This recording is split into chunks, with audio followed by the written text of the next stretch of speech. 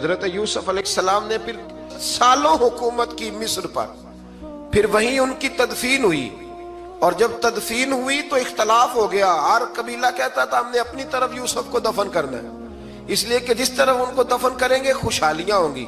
پھر فیصلہ ہوا کہ سنگ مرمر کے تابوت میں رکھ کے حضرت یوسف کو دفن کیا جائے، اور دفن کرنے کے بعد ایسی جگہ پہ دفن کیا جائے جہاں سے پانی چھو کے گزرتا ہے۔ تو ان کو وہاں دفن کیا گیا، پانی چھو کے گزرتا تھا، لوگ کھیتیوں کو لگاتے تھے اور مصر سرسبز و شاداب رہتا تھا۔ اور پھر حدیث پاک میں موجود ہے، مولا علی شیر خدا رضی اللہ تعالی عنہ فرماتے ہیں کہ نبی کریم علیہ السلام کی بارگاہ میں ایک اعرابی آیا، حضور نے فرمایا کچھ مانگ لو۔ اس دیہاتی سے حضور نے فرمایا ہے آج وہ مائل باتا، اور بھی کچھ مانگ لے۔ تو وہ کہنے لگا حضور آپ مجھے سواری کے لیے اونٹ دے دیں۔ حضرت علی کہتے ہیں میں نے کہا ہے افسوس، مانگا بھی تو کیا مانگا۔ حضور نے فرمایا چل کچھ اور مانگ لے۔ کہنے لگا چلے آنے جانے کے لیے کرایہ بھی دے دے، زادرہ بھی دے دے، کھانے کیا مانگا۔ تو حضور علیہ السلام نے اسے دے دیا۔ تو محبوب فرمانے لگے تجھ سے تو موسیٰ علیہ السلام کے دور کی وہ بوڑھی اچھی تھی۔ کہا وہ بوڑھی کون سی بوڑھی؟ تو حضور علیہ السلام فرمانے لگے رب کریم نے حضرت موسیٰ کو حکم دیا کہ جب آپ مصر سے نکلیں تو حضرت یوسف کی قبر کو کھود کر ان کا تابوت بھی ساتھ لے جائیں۔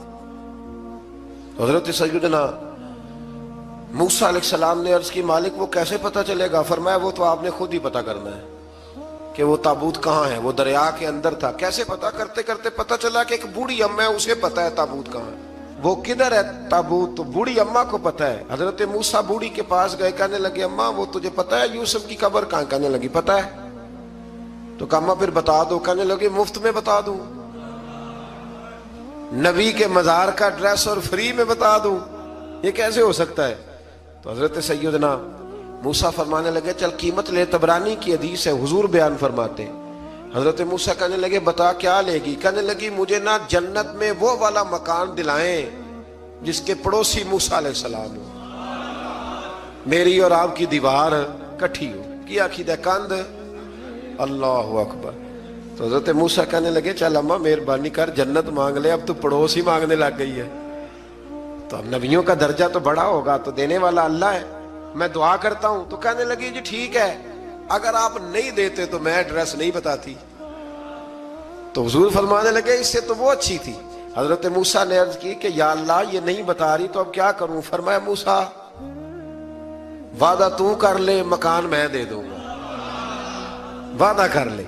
تو حضرت سیدنا یوسف کا مرتبہ دیکھیے کہ ان کے مزار کا پتہ بتانے کے لیے، مزار کا